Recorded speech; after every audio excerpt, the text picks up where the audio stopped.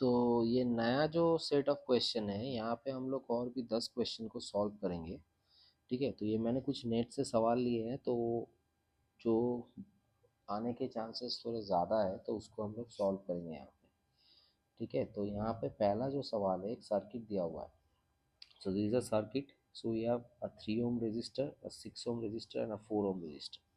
Now there are two batteries, one is of 2 volt and another is of 3 volt. Now 3 volt is connected to 6 ohm resistor. ठीक है, तो I have to calculate the heat generated across this 6 ohm resistor. So I have to calculate the heat generated across this 6 ohm. ठीक है, तो मेरे को 6 ohm के यहाँ पे हीट जनरेशन के लिए I have to calculate the current through 6 ohm, right? So if I consider this as a junction point A, ठीक है, तो यहाँ पे देखो 2 वोल्ट जो सप्लाई है वो यहाँ से जा रहा है। So here we have 2 volt, right? Here we will have 0 volt because 3 volt यहाँ से अंदर की तरफ आ रहा है। ठीक है, और यहाँ पे भी क्या होगा, 0 वोल्ट होगा।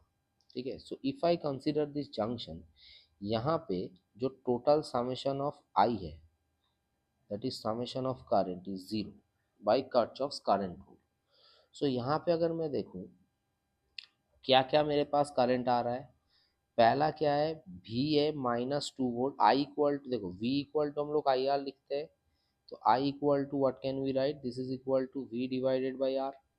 ठीक है, तो यहाँ पे हम लोग अगर देखेंगे तो आई क्या हो सकता है, पहला जो होगा वो we A minus 3, that is the potential difference we A minus यहाँ पे कितना है 3 वोल्ट, डिवाइडेड बाई इसका रेजिस्टेंस कितना है 6, प्लस दूसरा क्या होगा वी ए माइनस 0, ये वाला part we A minus 0 divided by उसका रेजिस्टेंस कितना है 4, plus V A minus 2 divided by उसका रेजिस्टेंस मेरा कितना है 3, दैट इज इक्वल टू 0।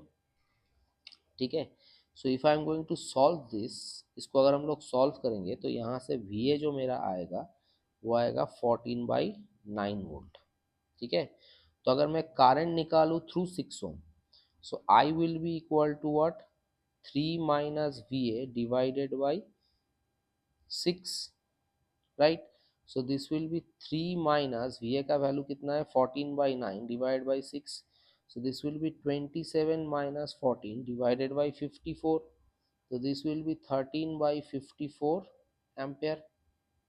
ठीक है, अभी जो मेरा टाइम लग रहा है वो मेरा कितना है 100 सेकेंड का है, तो जो मेरा टाइम है that is equal to 100 second. ठीक है, अगर टाइम मेरा 100 सेकेंड है तो हीटिंग इफेक्ट का हम लोग फॉर्मूला क्या पढ़े थे, H will be equal to I square into R into T, right?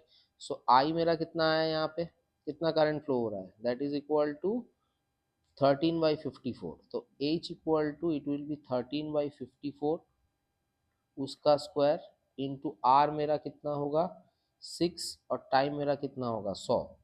तो इसको हम लोग सॉल्व करेंगे तो this will give us 34.77 joule.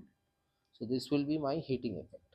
Now H is given as α/100 in the question. यहाँ पे देखो हीट दिया हुआ है α/100, सो यहाँ से H मेरा आ गया 34.77, that is equal to α/100, so alpha will be equal to 3477, so this will be my answer। ठीक है, दूसरा सवाल, at room temperature 27 degree Celsius, the resistance of a heating element is 50 ohm and the temperature coefficient of the material is 2.4 into 10 to the power minus 4 per degree Celsius। so जब resistance 62 हो जाएगा what will be the temperature, तो मेरे को ये formula मालूम है R T equal to R naught into 1 plus alpha into delta T, this is my formula. अभी यहाँ पे आर टी जो है वो मेरा कितना है 62 ओम का है, और पहले जो आर नॉट था वो मेरा कितना है 50 ओम का है। ठीक है, और अल्फा मेरा दिया हुआ है 2.4 इंटू 10 टू दावर माइनस 4 पर डिग्री सेल्सियस। ठीक है, तो आर टी को अगर मैं निकालूं, आर टी की जगह क्या लिखूंगा 62, that is equal to 50 into 1 plus alpha मेरा कितना है 2.4 into 10 to the power minus 4 into T minus 27, तो this is 62 divided by 50 equal to 1 plus 2.4 into 10⁻⁻4 इंटू t minus 27. So 2.4 into 10 to the power minus 4 into t minus 27 will be equal to 62 by 50 minus 1. तो इसको अगर solve करेंगे, यहाँ से अगर t का वैल्यू निकालना है तो t का वैल्यू आएगा मेरा 1027 डिग्री सेल्सियस. ठीक है. Next question. A two wire A and B are made up of same material and have the same mass. ठीक है. दो वायर है, दोनों सेम मटेरियल से बना हुआ है, दोनों का सेम मास है. वायर ए का रेडियस 2 mm है और वायर बी का रेडियस 4 mm है. Resistance of wire B is 2 ohm. What is the resistance of wire A? ठीक है. तो यहाँ पे देखो, मेरा R इक्वल टू हम लोगों को क्या मालूम है, रो एल बाई ए. अभी दोनों वायर का मटेरियल सेम है और दोनों वायर का मास सेम है. सो मेरे को पता है density equal to mass by volume. So mass equal to what, density into volume. अब दोनों वायर का अगर मास सेम है और मटेरियल सेम है तो दोनों का मास और डेंसिटी मैं सेम लिख सकता हूँ. सो m1 इक्वल टू अगर मैं m2 लिखूँ तो रो इंटू वी1 इक्वल टू रो इंटू वी2. रो और रो कट गया. अभी वॉल्यूम को क्या लिखूंगा, एरिया इंटू लेंथ. और इसको क्या लिखूंगा, a2 इंटू L2. ठीक है. तो यहाँ से a1 by a2 that will be equal to L2 by L1. ठीक है. तो यहाँ पे देखो R अगर मेरा ये है तो R1 को क्या लिखूंगा, rho into L1 by A1 and R2 can be written as rho into L2 by A2. ठीक है. तो R1 बाई R2 अगर हम लोग बनाएंगे, एक सेकेंड, R1 बाई R2 अगर हम लोग बनाएंगे तो यहाँ क्या हो जाएगा, rho into L1 by A1 into A2 by rho into L2. ठीक है. Rho and rho got cancelled. So यहाँ क्या आ गया, L1 by L2 into A2 divided by A1. ठीक है. अभी L1 बाई L2 क्या आया था, यहाँ से अगर मैं देखूँ L1 by L2 this is nothing but A2 by A1. ठीक है. तो L1 बाई L2 की जगह अगर मैं डाल दूँ तो R1 by R2 that should be equal to A2 by A1 उसका whole square. So R1 by R2 that should be equal to pi into R2 square by pi into R1 square उसका whole square. पाई और pi cut गया तो R1 by R2 क्या हो गया, that should be equal to R2 to the power 4 by R1 to the power 4. अभी अगर मैं रेडियस दोनों का देखूं तो यहाँ क्या है, R1 है 2 mm, R2 है 4 mm. तो यहाँ पे अगर हम लोग डालेंगे, यहाँ पे देखो R1 by R2 that should be equal to 4 by 2 whole to the power 4. तो इसको काटोगे 2. So R1 by R2 this is equal to what, 2 to the power 4 कितना हो जाता है, 16. ठीक है. तो 2 टू द पावर 4 मेरा अगर 16 हो गया तो यहाँ पे मेरा रेजिस्टेंस ऑफ वायर भी मेरा 2 ओम दिया हुआ है. तो यहाँ पे देखो मैं R1 को क्या लिख सकता हूँ, that is equal to 16 into 2 that is equal to 32 ohm. ठीक है. आंसर आ गया. नेक्स्ट सवाल. नेटवर्क है 4, हमारे पास क्या है, we have 4 resistance of connected to 9 volt battery as shown in the figure. The magnitude of voltage difference between A and B. A और B के बीच में मेरे को वोल्टेज डिफरेंस निकालना है. ठीक है. तो अभी देखो 9 वोल्ट से जो करंट जा रहा है, यहाँ से करंट जाएगा तो वो यहाँ डिवाइड होगा. अभी ये जो टोटल रेजिस्टेंस है 2 और 4 ये सीरीज पे है तो ये 6 ओम हो गया. ये जो टोटल रेजिस्टेंस है 4 और 2 ये भी 6 ओम हो गया. ठीक है. दोनों 6 ओम हो गया. तो मेरा इक्विवेलेंट रेजिस्टेंस जो होगा, ये दोनों क्या है, पैरेलल पे है तो 1/6 प्लस 1/6 आर इक्विवेलेंट. तो आर इक्विवेलेंट को मैं क्या लिख सकता हूँ, दिस इज इक्वल टू 2/6. तो इसको काटेंगे, R equivalent will give 3 ohm. So what is the total current that is flowing through the circuit? That is V by R equivalent. 9 divided by 3. तो I मेरा कितना हो गया, 3 एम्पियर टोटल जा रहा है. अभी यहाँ पे दोनों जगह पे रेजिस्टेंस सेम है तो यहाँ से भी क्या 1.5 एम्पियर जाएगा, यहाँ से भी कितना 1.5 एम्पियर जाएगा दोनों साइड से. ठीक है. तो यहाँ पे देखो ये मेरा पॉइंट ए है और ये मेरा पॉइंट, मैं इसको सी पकड़ ले रहा हूँ. ठीक है. तो यहाँ पे we A minus V C अगर मैं बनाऊँ, we A minus V C अगर मैं बनाऊँ तो उसको आई आर बनाएंगे, तो 1.5 into two, so V A minus V C मेरा कितना आ गया, दैट इज 3। ठीक है, और दूसरा क्या है, V B minus V C में अगर बनाऊँ, v equal to I R मालूम है, तो V B minus V C अगर मैं बनाऊँ तो ये 1.5 into four, that is equal to 6। ठीक है, this is my equation 2 and this is my equation 1। ठीक है, तो अभी देखो मैं 2 माइनस वन बना रहा हूँ, 2 minus of 1, this is not divide, this is minus, so vb minus vc minus va plus vc, that will be 6 minus 3। हाँ या ना, vb minus vc, एक सेकेंड मैंने गलती किया है, सॉरी सॉरी, ये vc minus vb होगा। यहाँ पे तो नीचे रेजिस्टेंस ज़्यादा है ना, ये vc minus vb होगा, ये vc minus va होगा, ये हाँ तभी पोटेंशियल डिफरेंस ये होगा।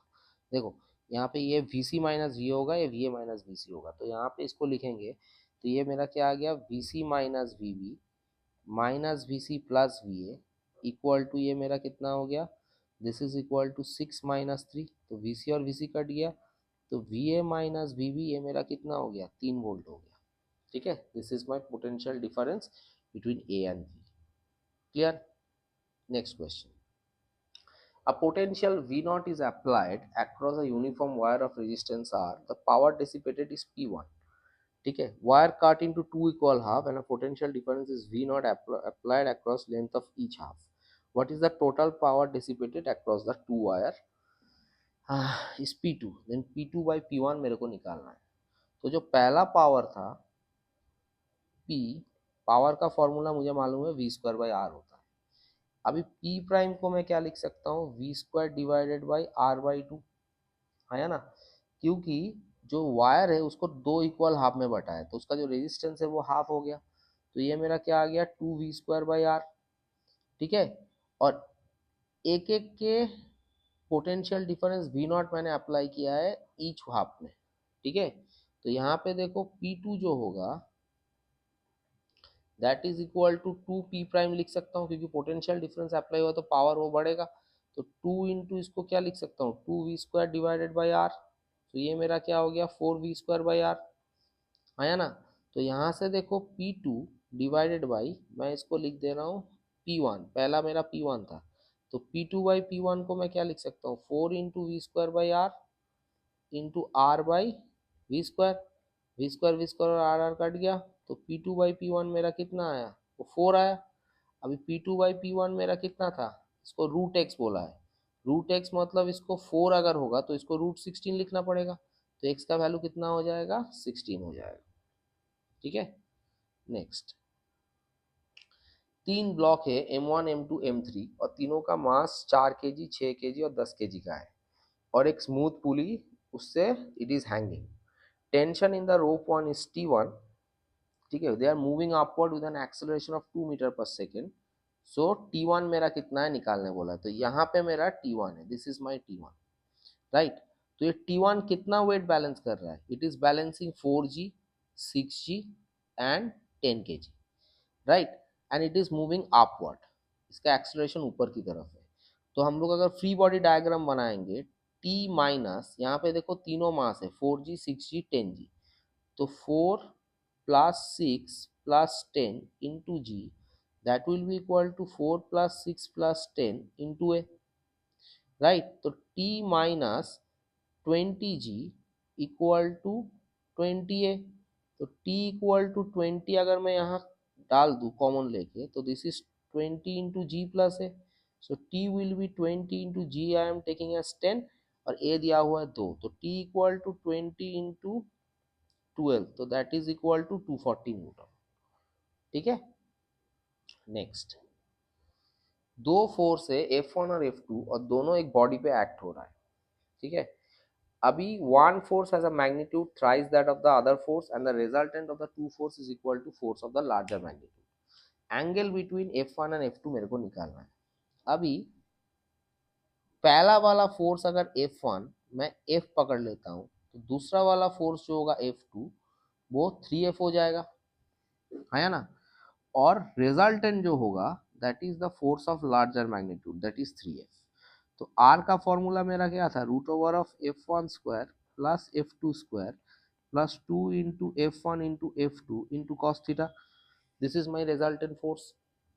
तो r के जगह हम लोग 3f डालेंगे, यहाँ पे root over of F square plus 3f का square plus 2 into F into 3f into cos theta. If I am squaring both side तो ये 9f स्क्वायर इक्वल टू क्या हो जाएगा, F square plus 9f square plus 6f square into cos theta. ठीक है, तो 9f square minus 10f square equal to 6f square into cos theta, है ना। तो यहाँ पे minus F square that will be equal to 6f square, एक second, 6f square into cos theta होगा।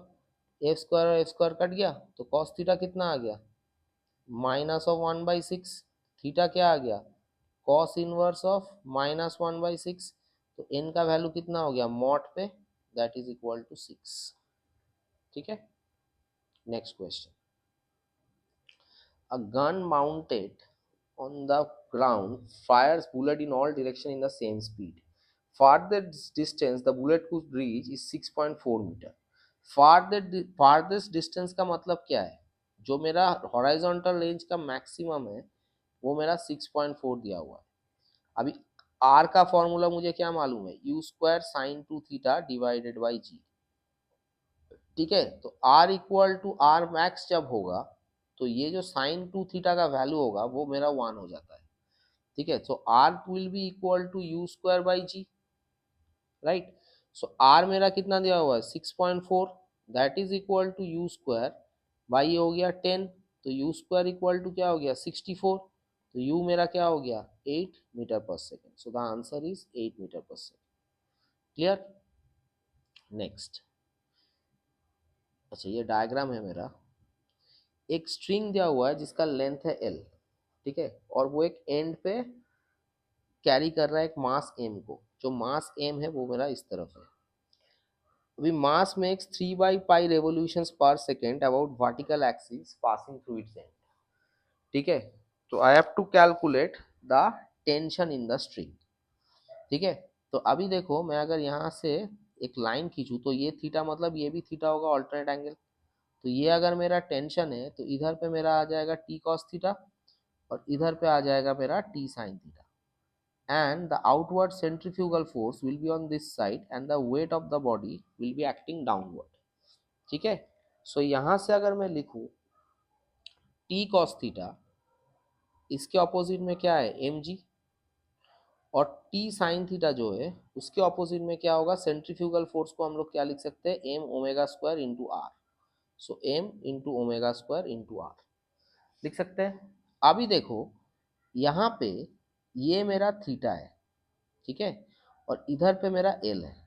तो यहाँ पे साइन थीटा अगर मैं लिखूं that is equal to height by hypotenuse. तो मेरा हाइट कितना है आर और हाइपोटेनस कितना है एल। तो आर इक्वल टू मैं क्या लिख सकता हूँ एल साइन थीटा लिख सकता हूँ, है ना। So in place of R I can put L sine theta, right. So T sine theta this will be equal to M omega square into L into sine theta. तो यहाँ sine theta got cancelled. तो t equal to, अभी देखो सारा data दिया हुआ है, ठीक है, मास मेरा m में ही है, ओमेगा को मैं क्या लिख सकता हूँ 3/π रेवोल्यूशन बोला है। ठीक है, तो रेवोल्यूशन मतलब 3/π रोटेशन पर सेकेंड बोला है, तो ये 3/π इंटू जो रोटेशन होगा वो मेरा क्या लिख सकते हैं 2π। एक सर्कल का जो पूरा रोटेशन होता है वो 2π में होता है, उसका स्क्वायर इंटू मेरा क्या हो जाएगा l। तो पाई और पाई कट गया, तो यहाँ 3 2 6, 6 का स्क्वायर कितना होता है 36, तो टेंशन मेरा आ गया 36 mm। क्लियर है।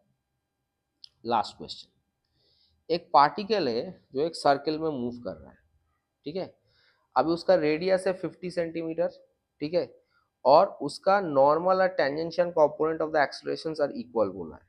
अब speed at t equal to 0 is 4 metre per second, time taken to complete the first revolution is 1/α e to the power -2π।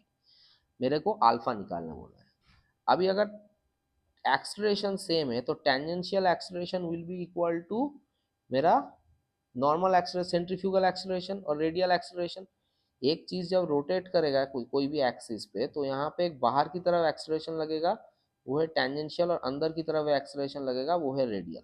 ठीक है, अभी अगर दोनों इक्वल है तो मैं इसको क्या लिख सकता हूँ, V square by R equal to tangential को मैं लिख सकता हूँ डीवी डी टी, है ना। तो यहाँ D V by V square can be written as D T by R. ठीक है, अब इसको अगर मैं इंटीग्रेट करूँ तो ये देखो पहले कितना था, 4 मीटर पर सेकेंड था, तो यहाँ 4 से ये कहाँ तक जा रहा है, v तक जा रहा है, और ये कहाँ से जा रहा है, 0 से t तक जा रहा है। ठीक है, तो इसको मैं क्या लिख सकता हूँ, minus of 1/v into 4/v equal to T by R into 0 to t, है ना। तो माइनस बाहर रख देता हूँ, तो 1/v minus 1/4 equal to T by R लिख सकता हूँ, है ना। तो ये minus of 1/v plus 1/4 equal to T by R, है ना। तो ये minus of 1/v equal to, मैं क्या लिख सकता हूँ, अच्छा आर एक सेकेंड दिया हुआ है 50 सेंटीमीटर, रुको इसको कन्वर्ट करते हो, आर है 50 सेंटीमीटर, 50 सेंटीमीटर मतलब 0.5 मीटर, तो ये लिख सकता हूँ टी बाई 0.5 माइनस ऑफ 1/4, है ना। तो यहाँ से देखो 1/v मेरा क्या आ जाएगा, ये पॉइंट को हटाएंगे तो यहाँ 10 आएगा, 5 से इसको काटो 2 आएगा। ठीक है, तो 1/v इक्वल टू मैं क्या लिख सकता हूँ, 1/4 माइनस 2t, है ना। तो यहाँ से देखो 1/v will be equal to 1 minus 8t divided by 4। ठीक है, तो यहाँ से v इक्वल टू क्या आ जाएगा, 4 एक सेकेंड, 1 माइनस 8t/4, हाँ v इक्वल टू मेरा क्या आ जाएगा, 4 डिवाइडेड बाई 1 माइनस 8t। अभी v को मैं क्या लिख सकता हूँ, D S D T, that is equal to 4 divided by 1 minus 8t, है ना। तो यहाँ से देखो D T by 1 minus 8t that should be equal to D S divided by 4, है ना। अब इसको मैं अगर इंटीग्रल मारूँ तो यहाँ से क्या आ जाएगा, 0 to t, और इसको अगर मैं इंटीग्रल करूँ तो ये 0 to 2 पाई आर, एक रोटेशन में घूम रहा है। तो यहाँ से अगर D T by 1 minus 8t का मैं इंटीग्रल मारूँ तो ये आ जाएगा, देखो 4 को उधर भेज देता हूँ, तो 4 इंटू इसका अगर मैं इंटीग्रल मारूँ log into 1 minus 8t divided by -8, that is equal to ये मेरा आ जाएगा 2 पाई इंटू आर। ठीक है, तो 4 से इसको काटेंगे 2 आएगा। तो यहाँ से देखो log of 1 minus 8t divided by -2, this will be 2 pi into R का वैल्यू था 0.5, है ना। तो यहाँ से log of 1 minus 8t divided by -2 equal to 2 pi into 5/10, तो 5 से इसके काटो 2, और ये 2 और 2 कट गया। ठीक है, तो यहाँ से क्या हो गया, log of 1 minus 8t that will be equal to minus of 2 pi, तो 1 minus 8t that is equal to E to the power -2 pi लिख सकते हैं। तो यहाँ से देखो 8t को क्या लिख सकते हैं हम लोग, that is equal to 1 minus E to the power -2 pi. तो t को क्या लिखेंगे, 1/8 into 1 minus E to the power minus of 2 pi, आया ना।